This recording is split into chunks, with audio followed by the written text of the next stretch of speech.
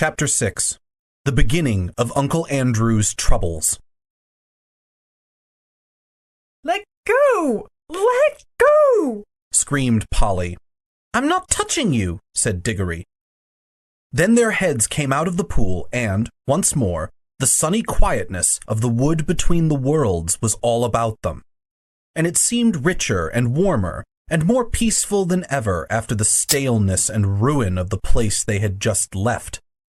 I think that, if they had been given the chance, they would again have forgotten who they were and where they came from, and would have lain down and enjoyed themselves, half asleep, listening to the growing of the trees. But this time, there was something that kept them as wide awake as possible, for as soon as they had got out onto the grass, they found that they were not alone.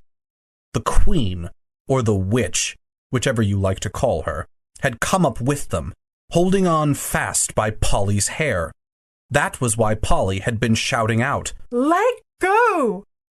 This proved, by the way, another thing about the rings which Uncle Andrew hadn't told Digory because he didn't know it himself. In order to jump from world to world by using one of those rings, you don't need to be wearing or touching it yourself. It is enough if you are touching someone who is touching it. In that way, they work like a magnet, and everyone knows that if you pick up a pin with a magnet, any other pin which is touching the first pin will come too. Now that you saw her in the wood, Queen Jadis looked different. She was much paler than she had been, so pale that hardly any of her beauty was left, and she was stooped and seemed to be finding it hard to breathe, as if the air of that place stifled her. Neither of the children felt in the least afraid of her now. "Let go! Let go of my hair!" said Polly. "What do you mean by it?" "Here, let go of her hair, at once," said Digory. They both turned and struggled with her. They were stronger than she, and in a few seconds they had forced her to let go. She reeled back, panting, and there was a look of terror in her eyes. "Quick, Digory," said Polly. "Change rings and into the home pool." "Help! Help! Mercy!" cried the witch in a faint voice, staggering after them. "Take me with you. You cannot mean to leave me in this horrible place. It is killing me." "It's a reason of state," said Polly spitefully. "like when you killed all those people in your own world. Do be quick, Digory." They had put on their green rings, but Digory said, "Oh, bother, what are we to do?" He couldn't help feeling a little sorry for the Queen. "Oh, don't be such an ass," said Polly. 10 to 1 she's only shamming. Do come on." And then both children plunged into the home pool. "It's a good thing we made that mark," thought Polly. But as they jumped, Digory felt that a large, cold finger and thumb had caught him by the ear.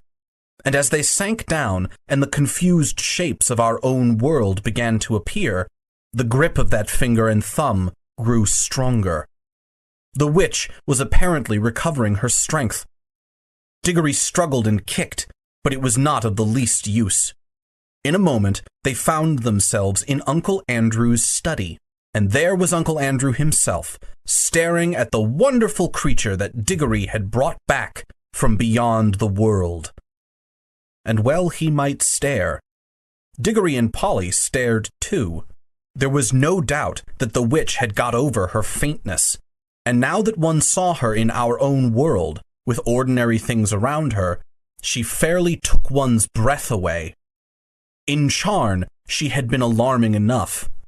In London, she was terrifying. For one thing, they had not realized till now how very big she was. Hardly human, was what Digory thought when he looked at her. And he may have been right, for some say there is giantish blood in the royal family of Charn. But even her height was nothing compared with her beauty, her fierceness, and her wildness. She looked 10 times more alive than most of the people one meets in London. Uncle Andrew was bowing and rubbing his hands and looking, to tell the truth, extremely frightened. He seemed a little shrimp of a creature beside the witch, and yet, as Polly said afterwards, there was a sort of likeness between her face and his, something in the expression. It was the look that all wicked magicians have, the mark which Jadis had said she could not find in Digory's face.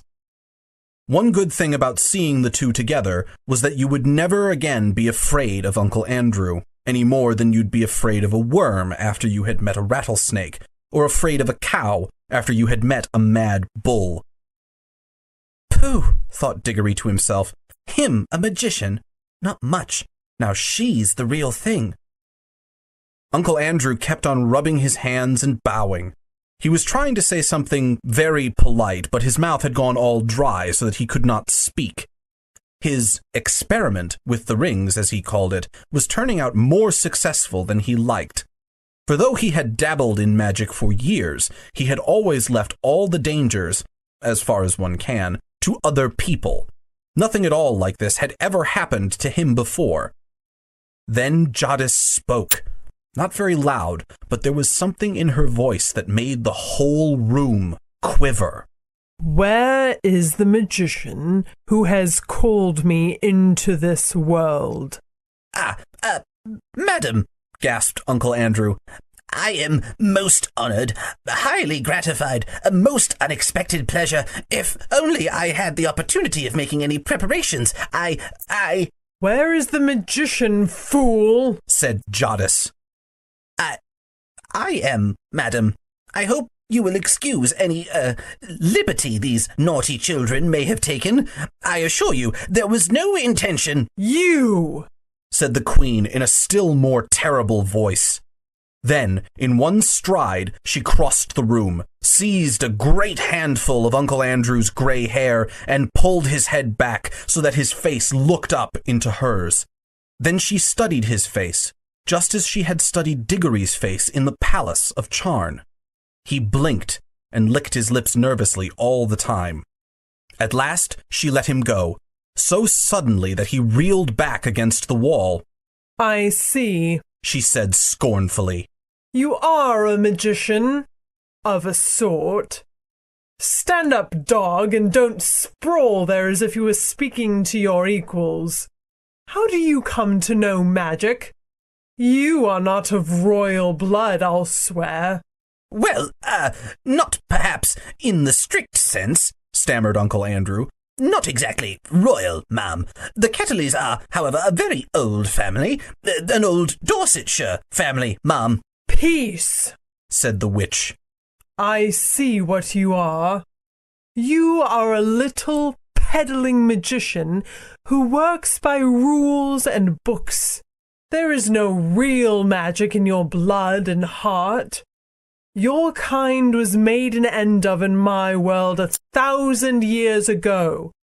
But here, I shall allow you to be my servant.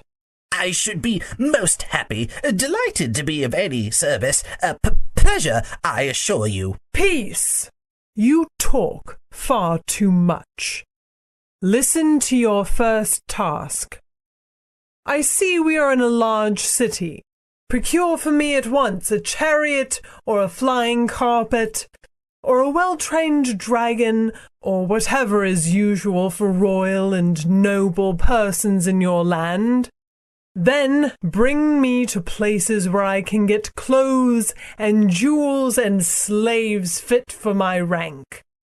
Tomorrow I will begin the conquest of the world. I'll go and order a cab at once, gasped Uncle Andrew. Stop, said the witch, just as he reached the door. Do not dream of treachery. My eyes can see through walls and into the minds of men. They will be on you wherever you go. At the first sign of disobedience, I will lay such spells on you that anything you sit on will feel like red-hot iron. And whenever you lie in a bed, there will be invisible blocks of ice at your feet. Now go." The old man went out, looking like a dog with its tail between its legs. The children were now afraid that Jadis would have something to say to them about what had happened in the wood. As it turned out, however, she never mentioned it either then or afterwards. I think, and Digory thinks too, that her mind was of a sort which cannot remember that quiet place at all. However often you took her there, and however long you left her there, she would still know nothing about it.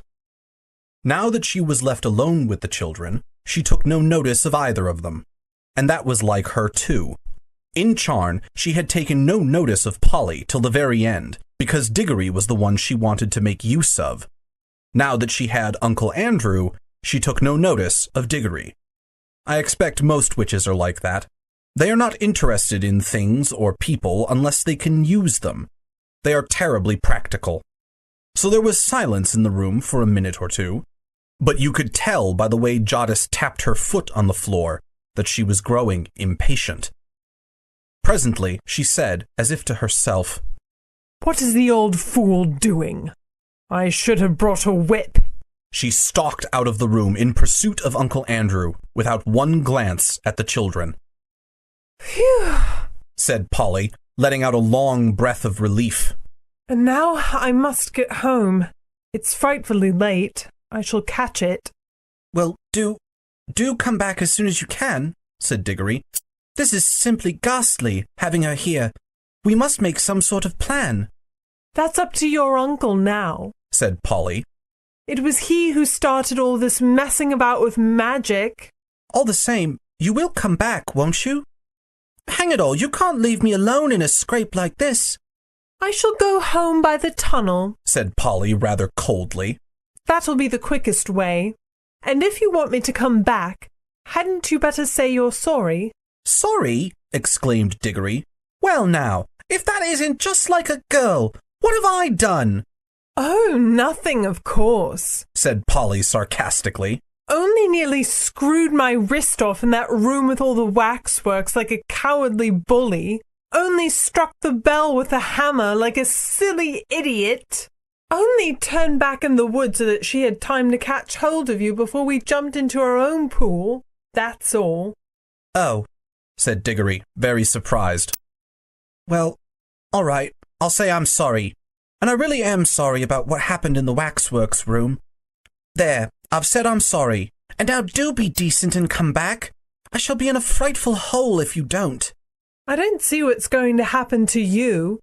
It's Mr. Ketterly who's going to sit on red-hot chairs and have ice in his bed, isn't it?"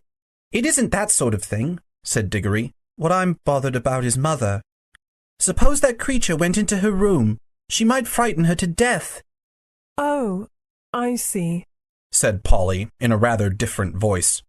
"All right, we'll call it Pax. I'll come back, if I can, but I must go now." And she crawled through the little door into the tunnel, and that dark place among the rafters, which had seemed so exciting and adventurous a few hours ago, seemed quite tame and homely now. We must now go back to Uncle Andrew. His poor old heart went pit-a-pat as he staggered down the attic stairs, and he kept on dabbing at his forehead with a handkerchief. When he reached his bedroom, which was on the floor below, he locked himself in, and the very first thing he did was to grope in his wardrobe for a bottle and a wine glass which he always kept hidden there where Aunt Letty could not find them. He poured himself out a glassful of some nasty grown-up drink and drank it off at one gulp. Then he drew a deep breath. "'Pon my word," he said to himself, "I'm dreadfully shaken. Most upsetting, and at my time of life." He poured out a second glass and drank it too. Then he began to change his clothes. You have never seen such clothes, but I can just remember them. He put on a very high, shiny, stiff collar, of the sort that made you hold your chin up all the time. He put on a white waistcoat with a pattern on it, and arranged his gold watch chain across the front. He put on his best frock coat, the one he kept for weddings and funerals. He got out his best tall hat and polished it up. There was a vase of flowers, put there by Aunt Letty, on his dressing table. He took one and put it in his buttonhole. He took a clean handkerchief, a lovely one such as you couldn't buy today, out of the little left-hand drawer and put a few drops of scent on it. He took his eyeglass with the thick black ribbon and screwed it into his eye. Then he looked at himself in the mirror. Children have one kind of silliness, as you know, and grown-ups have another kind. At this moment, Uncle Andrew was beginning to be silly in a very grown-up way. Now that the witch was no longer in the same room with him, he was quickly forgetting how she had frightened him and thinking more and more of her wonderful beauty. He kept on saying to himself, "A damn fine woman, sir, a damn fine woman, a superb creature." He had also somehow managed to forget that it was the children who had got hold of this superb creature. He felt as if he himself, by his magic, had called her out of unknown worlds. "Andrew, my boy," he said to himself as he looked in the glass, "you're a devilish well-preserved fellow for your age, a distinguished-looking man, sir." You see, the foolish old man was actually beginning to imagine the witch would fall in love with him. The 2 drinks probably had something to do with it, and so had his best clothes. But he was, in any case, as vain as a peacock. That was why he had become a magician. He unlocked the door, went downstairs, sent the housemaid out to fetch a hansom — everyone had lots of servants in those days — and looked into the drawing room. There, as he expected, he found Aunt Letty. She was busily mending a mattress. It lay on the floor near the window, and she was kneeling on it. "Ah, Letitia, my dear," said Uncle Andrew, I have to go out. Just lend me £5 or so, there's a good gal." Gel was the way he pronounced girl. "No, Andrew dear," said Aunt Letty in her firm, quiet voice, without looking up from her work. "I've told you times without number that I will not lend you money." "Now pray don't be troublesome, my dear gal," said Uncle Andrew. "It's most important. You will put me in a deucedly awkward position if you don't." "Andrew," said Aunt Letty, looking him straight in the face, "I wonder you are not ashamed to ask me for money." There was a long, dull story of a grown-up kind behind these words. All you need to know about it is that Uncle Andrew, what between managing dear Letty's business matters for her, and never doing any work, and running up large bills for brandy and cigars, which Aunt Letty had paid again and again, had made her a good deal poorer than she had been 30 years ago. "My dear gal," said Uncle Andrew, "you don't understand. I shall have some quite unexpected expenses today. I have to do a little entertaining. Come now, don't be tiresome." "And who, pray, are you going to entertain, Andrew?" asked Aunt Letty. A most distinguished visitor has just arrived." "Distinguished fiddlestick," said Aunt Letty. "There hasn't been a ring at the bell for the last hour." At that moment, the door was suddenly flung open. Aunt Letty looked round and saw with amazement that an enormous woman, splendidly dressed, with bare arms and flashing eyes, stood in the doorway. It was the witch.